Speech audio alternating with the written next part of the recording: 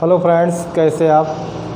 आज से हम शुरू कर रहे हैं कक्षा 6, जिसे हम आप कहते हैं भूगोल। भूगोल में हम सब लोग पढ़ते हैं आकाश तारों के बारे में तथा अपने आसपास होने के बारे में। को सोते हैं या शाम होती है, उसके बाद विभिन्न प्रकार के हमें ऊपर आकाश में क्या दिखाई देने लगते हैं, तारे दिखाई देते हैं, विभिन्न प्रकार के आकार दिखाई देने लगते हैं। इस प्रकार की जो घटना होती है, इसको अध्ययन के लिए जो हम अध्ययन करते हैं उसे हम क्या कहते हैं, जियोग्राफी कहते हैं या भूगोल कहते हैं। तो सबसे पहले पाठ दिया हुआ है, पाठ 1 दिया हमारा सौरमंडल। सौरमंडल का मतलब क्या होता है? सौरमंडल का मतलब होता है ऐसे ग्रह नक्षत्र या उल्कापिंड जो मिल करके किसी समूह को बनाते हैं, उसे हम सौरमंडल कहते हैं। उसे हम क्या कहते हैं? सौरमंडल कहते हैं। सौरमंडल में हम सबसे पहले देखते हैं क्या दिया हुआ है कि पृथ्वी से आकाश में दिखाई देने वाली, जैसे अभी हमने बताया था कि पृथ्वी से आकाश में जब हम देखते हैं तो विभिन्न प्रकार के आकृतियाँ दिखाई देती हैं, जिसे हम चांद कहते हैं, तारे कहते हैं, पुच्छल तारे कहते हैं। इस प्रकार से देने वाले ये सभी आकृतियाँ आकाशीय पिंड या खगोलीय पिंड कहलाते हैं। इनमें सूर्य, चंद्रमा, तारे आदि आते हैं। अब हम आप जानते हैं कि सूर्य क्या है, जो हमें प्रकाश देता है उसे हम सूर्य कहते हैं। चंद्रमा क्या है, जो रात में चमकता है, आकाश में दिखाई देता है। तारे क्या, छोटे छोटे तारे दिखाई देते हैं और जो हमें टिमटिमाते हुए नज़र आते हैं। इसके बाद हम दूसरा देखते हैं कि सूर्य भी एक तारा है। सूर्य क्या है? एक प्रकार का तारा है जो पृथ्वी से सबसे निकट है। सूर्य एक तारा है जो पृथ्वी के सबसे निकट है। फिर इसके बाद हम नेक्स्ट देखते हैं कि रात्रि के आकाश में हमें तारों के समूह द्वारा बनाई गई विभिन्न आकृतियाँ दिखाई देती हैं। इन्हें नक्षत्र मंडल कहते हैं। क्या कहते हैं? नक्षत्र मंडल कहते हैं। ये नक्षत्र मंडल जो होते हैं, ये एक प्रकार के कई चीज़ों के समूह को हम नक्षत्र मंडल कहते हैं। कई चीज़ें के समूह क्या कहते हैं? नक्षत्र मंडल कहते हैं। फिर इसके बाद आता है खगोल विदों, यानी खगोल विदों का मतलब होता है जो एस्ट्रोनॉमर्स होते हैं उनके अनुसार आकाश में कुल 88 यानी कि 88 नक्षत्र मंडल है। कितने हैं? 88 नक्षत्र मंडल पाए जाते हैं। जो चीज़ें हमें पृथ्वी से ऊपर देखना होता है उसे हम टेलीस्कोप कहते हैं। बहुत आधुनिक प्रकार के टेलीस्कोप का प्रयोग करके, जिसे हम दूरबीन कहते हैं, उसके द्वारा हम अच्छी तरह से उसका अध्ययन करते हैं, देखते हैं। जो छोटी चीज़ें हमें दिखाई देते हैं, जिस प्रकार से आप कल्पना कर सकते हैं, आप कहीं पर खड़े हों तो उसमें हम कोई एक छोटा पौधा देखें और एक बड़ा पौधा देखें। छोटे पौधे के सामने जब आप खड़े होंगे तो बड़ा दिखाई देगा, और बड़ा पौधा अगर बहुत दूर दिखाई दे तो उसको आप वहाँ से देखेंगे तो क्या होगा? छोटा दिखाई देगा। इस प्रकार की प्रक्रिया इसमें होती है। फिर इसके बाद आता है इनमें से आसानी से पहचाने जाने वाले कुछ प्रमुख नक्षत्र मंडल हैं। प्रमुख नक्षत्र मंडल इसलिए कहा गया है कि जो नक्षत्र मंडल होते हैं उनको, जिसे हम ऐसे समानता देख करके पहचान सकते हैं कि कौन सा है। जैसे देखिए दिया हुआ है ओरियम, फिर दिया हुआ है आर्सा मेजर या बिग बियर कहते हैं, बिग बियर कहते हैं। फिर कैनिस मेजर कहते हैं, जिसे ग्राट डाक कहा जाता है। फिर आता है एवं स्मॉल बियर। स्मॉल बियर का मतलब होता है जिसे सप्तऋषि कहते हैं या ध्रुव तारे कहते हैं। सप्तऋषि मंडल जो है ये 7 तारों का समूह होता है, जिसे अभी हम देखते हैं। क्या लिखा हुआ? प्राचीन काल से ही सप्तऋषि मंडल एवं ध्रुव तारे की सहायता से उत्तर दिशा की पहचान की जाती है। क्या है?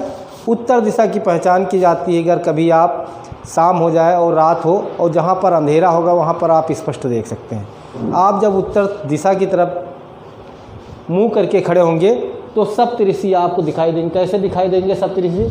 इस तरह आपको दिखाई देंगे। इस तरह आप देखेंगे तो सप्तऋषि आपको दिखाई देंगे। इस समूह को जब आप देखेंगे तो जो दिखाई देगा यही सप्तऋषि होता है। इसको देख करके हम उत्तर दिशा की पहचान कर सकते हैं। इसके बाद आता है कि ध्रुव तारा। ध्रुव तारा सबसे चमकीला तारा होता है, इसलिए इसका नाम रखा गया ध्रुव तारा। ध्रुव तारा के हम आते हैं, दिया हुआ है कि सौरमंडल। अभी बताए थे कि सौरमंडल क्या होता है। ये सूर्य के 8 ग्रह, इन ग्रहों के उपग्रह तथा कुछ अन्य खगोलीय पिंड जैसे क्षुद्र ग्रह, पुच्छल तारे एवं उल्का पिंड मिलकर के सौरमंडल का निर्माण करते हैं। क्या करते हैं? सौरमंडल का निर्माण करते हैं। इस सौर मंडल को ही सौर परिवार कहते हैं। इस सौर मंडल को ही क्या कहते हैं? सौर परिवार कहते हैं। सौर परिवार में सौर मंडल का मतलब क्या बताया गया कि सूर्य है, 8 ग्रह पाए जाते हैं, इन ग्रहों के उपग्रह भी होते होंगे तथा कुछ अन्य खगोलीय पिंड भी होते हैं। इस प्रकार से जैसे क्षुद्र ग्रह, पुच्छल तारे और उल्का पिंड मिलकर के सौर मंडल का निर्माण करते हैं, इसे हम सौर परिवार कहते हैं। इसे क्या कहते हैं? सौर परिवार कहते हैं। फिर इसके बाद नेक्स्ट देखते हैं कि सौर परिवार का मुखिया कौन होता है भाई? सौर परिवार का मुखिया होता है सूर्य। कौन होता है? सूर्य होता है। सूर्य मुखिया क्यों है? हम आप जानते हैं सूर्य क्या है? प्रकाश देता है। प्रकाश मिलने का मतलब क्या? एनर्जी मिलती है। यह हमारे सौर मंडल में केंद्र में स्थित होता है। कहाँ पर स्थित होता है? केंद्र में स्थित होता है। फिर इसके बाद आता है सूर्य के गुरुत्वाकर्षण बल, यानी कि इस गुरुत्वाकर्षण बल जिसे खिंचाव कहते हैं, इसके प्रभाव के कारण जो अन्य सौर परिवार के सभी सदस्य सूर्य के चारों ओर क्या करते हैं? चक्कर लगाते हैं या परिक्रमा करते हैं। फिर आता है सूर्य। सूर्य क्या है भाई? हम आप जानते हैं जो चमकीला और सबसे तेज और गर्म होता है उसे हम क्या कहते हैं? सूर्य कहते हैं। सौर मंडल परिवार के केंद्र में स्थित अत्यधिक गर्म गैसों से बना तारा है। क्या है? सूर्य भी एक प्रकार का तारा है जो सबसे गर्म होता है। इसमें क्या होता है? इनमें मुख्य रूप से हाइड्रोजन और हीलियम पाए जाते हैं। क्या पाए जाते हैं? हाइड्रोजन और हीलियम गैसें पाई जाती हैं। फिर इसके बाद आता है यह बहुत बड़ा है। यह बहुत बड़ा का मतलब क्या है कि जो हमारी पृथ्वी है इसकी तरह के 13 प्रकार के, यानी कि 13 गोले इसमें समा सकते हैं। यानी कि 13 यानी कि सूर्य से पृथ्वी का 1/13 भाग है लगभग। फिर इसके बाद आता है यह बहुत बड़ा है जो हमारी पृथ्वी से लगभग 13 गोले इसमें समा सकते हैं। फिर इसके बाद आता है यह समूचे सौर मंडल को ऊष्मा एवं प्रकाश प्रदान करता है। हम आप जानते हैं कि समूचे सौर मंडल का मतलब क्या हो गया? जो भी ऊष्मा है और प्रकाश है किससे मिलता है? हमें सूर्य से मिलता है। किससे मिलता है? सूर्य से मिलता है। सूर्य हमारी पृथ्वी से लगभग 15 करोड़ किलोमीटर दूर स्थित है। क्या है? 15 करोड़ किलोमीटर दूर स्थित है। फिर इसके बाद आता है सूर्य का प्रकाश। जो सूर्य का प्रकाश होता है पृथ्वी तक पहुंचने में लगभग 8 मिनट 19 सेकंड लेता है, या जिसे कहते हैं 3 × 10⁸ मीटर प्रति सेकंड में पहुंचता है। कितने पहुंचता है? 3 × 10⁸ मीटर प्रति सेकंड की रफ्तार से वो पृथ्वी पर पहुंचता है। और पहुंचने में कितना समय लगता है? 8 मिनट 19 सेकंड लगभग। सूर्य का प्रकाश पृथ्वी पर 3 लाख किलोमीटर प्रति सेकंड की चाल से चलता है, जिसमें 8 मिनट 19 सेकंड का समय लगता है। कितना समय लगता है? 8 मिनट 19 सेकंड का, या 3 × 10⁸ मीटर प्रति सेकंड। हम आप जानते हैं ग्रह क्या होते हैं? जो आकाशीय पिंड अपने तारे के चारों ओर क्या लिखा? निर्धारित कक्षा, यानी कि कोई कक्षा होता है जिसमें वो चक्कर लगाते हैं, उन्हें ग्रह कहते हैं। उसे क्या कहते हैं? ग्रह कहते हैं, प्लैनेट कहा जाता है। कि ऐसे ग्रह जो आकाशीय पिंड अपने तारे के चारों ओर निर्धारित कक्षा में चक्कर लगाते हैं, उन्हें हम ग्रह कहते हैं। फिर आगे दिया हुआ है, आप देखेंगे सूर्य, हम सब लोग जानते हैं कि सूर्य के चारों ओर चक्कर कौन लगाता है? पृथ्वी लगाता है। कौन लगाता है? पृथ्वी लगाता है। तो ये क्या है? एक तारा है या ग्रह कहते हैं। फिर इसके बाद आता है कि इनमें स्वयं का प्रकाश व ऊष्मा नहीं होता है। अभी हम आप सब लोग पढ़े थे कि प्रकाश और ऊष्मा कौन देता है? सूर्य देता है। लेकिन इनमें नहीं होता, ये अपने तारे के प्रकाश से ही प्रकाशित होते हैं। जो इनके तारे होते हैं उन्हीं से क्या होते हैं? प्रकाशित होते हैं। जैसे हमारी पृथ्वी सूर्य के चारों ओर चक्कर लगाती है। फिर नेक्स्ट दिया हुआ कि हमारे सौर मंडल, हम आप जानते हैं कि हमारे सौर मंडल कितने हैं? कितने ग्रह हैं? 8 ग्रह हैं।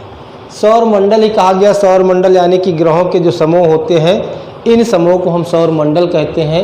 ये 8 ग्रहों से मिलकर बने होते हैं, जिसमें सूर्य से बढ़ती हुई दूरी के अनुसार इनका क्रम, दूरी के अनुसार इनका क्रम क्या दिया? पहला दिया हुआ बुध। बुध को अंग्रेजी में कहते हैं मरकरी। क्या कहा जाता है? मरकरी कहा जाता है। इसके बाद आता है शुक्र। शुक्र को अंग्रेजी में क्या कहते हैं? वीनस। वीनस के बाद अगला आता है पृथ्वी। पृथ्वी को अंग्रेजी में क्या कहते हैं? अर्थ कहा जाता है। पृथ्वी के बाद क्या आता है? मंगल। मार्स। इस समय आप सब लोग सुने होंगे मंगल। मंगल ग्रह को अंग्रेजी में क्या कहते हैं? मार्स कहते हैं। क्या कहते हैं? मार्स कहा जाता है। फिर अगला नेक्स्ट आता है बृहस्पति। बृहस्पति को अंग्रेजी में क्या कहते हैं? जुपिटर कहा जाता है। क्या कहा जाता है? जुपिटर कहा जाता है। और इसके बाद आता है नेक्स्ट शनि। शनि को अंग्रेजी में क्या कहते हैं? ईस्टर्न। क्या कहते हैं? ईस्टर्न कहते हैं। फिर इसके बाद आता है अरुण। अरुण क्या कहते हैं? यूरेनस। क्या कहा जाता है? यूरेनस कहा जाता है। और इसके बाद आता है लास्ट वरुण। वरुण को कहा जाता है नेपच्यून। क्या कहा जाता है? नेपच्यून। अब दिया हुआ कि सौर मंडल के सभी 8 ग्रह अपनी धुरी पर, अपनी धुरी का मतलब क्या होता है? जैसे आप सब लोग लट्टू देखे होंगे नचाते वक्त। लट्टू क्या होता है? एक ही जगह पर नाचता रहता है और वो एक ही कील पर, यानी कि एक ही स्थान पर घूमता रहता है और हमें घूमता हुआ नजर आता है। इस प्रकार से वो चक्कर लगाता रहता है। इसी प्रकार से अपनी धुरी पर लट्टू की भांति घूमते हुए सूर्य के चारों ओर चक्कर लगाते हैं। किसके चारों ओर चक्कर लगाते हैं? सूर्य के चारों ओर चक्कर लगाते हैं। फिर इसके बाद आता है शुक्र व अरुण, यानी कि सभी चक्कर लगाते हैं सूर्य के चारों ओर। लेकिन यहाँ लिखा शुक्र व अरुण ग्रह को छोड़कर शेष सभी ग्रह घड़ी की सुई, जैसे हम आप देखते हैं कि घड़ी की सुई आगे की तरफ चलती है, पीछे की तरफ नहीं चलती है, आगे की तरफ चलती है। घड़ी की सुई के विपरीत दिशा, यानी क्या दिया है? एंटी क्लॉकवाइज, यानी कि विपरीत दिशा दिया है कि उसका उल्टा अपनी कक्षा में सूर्य की परिक्रमा करते हैं, अपनी कक्षा में परिक्रमा करते हैं। फिर नेक्स्ट आता है इन ग्रहों का अपनी धुरी पर घूमना परिभ्रमण। परिभ्रमण कहलाता है। अपनी धुरी पर घूमना क्या कहलाता है? परिभ्रमण कहलाता है, जिसको अंग्रेजी में कहते हैं रोटेशन। क्या कहते हैं? रोटेशन, यानी कि एक के बाद एक जो होता है। फिर इसके बाद दिया हुआ सूर्य के चारों ओर घूमना परिक्रमण कहलाता है। क्या कहलाता है? परिक्रमण। परिक्रमण को अंग्रेजी में कहते हैं रिवोल्यूशन। क्या कहते हैं? रिवोल्यूशन कहा जाता है। पृथ्वी, अभी हमने पढ़ा था ग्रह में सौर मंडल कितने होते हैं? 8 हैं। फिर इसके बाद पढ़े कि ये एंटी क्लॉकवाइज घूमते हैं शुक्र और अरुण को छोड़ करके। फिर दिया हुआ है कि इन ग्रहों के घूमने की जो प्रक्रिया होती 2 प्रकार से होती है। जो अपनी धुरी पर घूमते हैं उन्हें परिभ्रमण कहा जाता है, और जो सूर्य के चारों ओर घूमते हैं उन्हें परिक्रमण कहते हैं। फिर इसके बाद आता है पृथ्वी। पृथ्वी को अंग्रेजी में हम कहते हैं अर्थ। सूर्य से दूरी के क्रम में पृथ्वी तीसरा ग्रह है। सूर्य से दूरी के क्रम में पृथ्वी तीसरा ग्रह है, और पृथ्वी आकार में 5वां सबसे बड़ा ग्रह है। 5वां, यानी कि इसका नंबर कौन सा आता है? 5वां सबसे बड़ा ग्रह है। फिर इसके बाद आता है पृथ्वी लगभग गोल आकार की होती है। जैसे हम सब लोग पढ़ते हैं पृथ्वी गोल है, बार बार पढ़ते सुनते हैं पृथ्वी गोल है, लेकिन यह ध्रुवों पर थोड़ी चपटी तथा मध्य में थोड़ी उभरी हुई होती है। यानी कहा गया कि जो इसके ध्रुव होते हैं वो थोड़ी चपटी होती है, और जो इसका मध्य होता है वो थोड़ा उथला या उभरा होता है। फिर इसके बाद आता है पृथ्वी के आकार को भूआम ग्वॉयड कहा जाता है। क्या कहा जाता है? ग्वॉयड कहा जाता है। पृथ्वी ही एक ग्रह है। हम आप जानते हैं पृथ्वी ही एक ग्रह है जहाँ पर जीवन संभव है, और हम आप पेड़ पौधे जीव जंतु और जल वायु सारी चीज़ें उपलब्ध होती हैं, उसे कहा जाता है अनुकूल। यानी कि पृथ्वी है जो एक ग्रह जिस पर जीवन के लिए अनुकूल परिस्थितियाँ उपलब्ध हैं या पाई जाती हैं, इसीलिए इसे हरित ग्रह भी कहा जाता है। हरित ग्रह का मतलब होता है ग्रीन प्लैनेट भी कहा जाता है। ग्रीन प्लैनेट कहा जाता है। फिर इसके बाद आता है पृथ्वी पर जल की अधिकता के कारण, यानी कि पृथ्वी पर जल अधिक पाए जाने के कारण से जब अंतरिक्ष से देखा जाता है तो कैसा दिखाई देता है? नीला दिखाई देता है। लेकिन जब हम यहाँ से आकाश को देखते हैं तो कैसा दिखाई देता है? काला दिखाई देता है, रंग का दिखाई देती है। इसलिए इसे नीला ग्रह भी कहा जाता है। क्या कहा जाता है? नीला ग्रह भी कहा जाता है, ब्लू प्लैनेट भी कहा जाता है।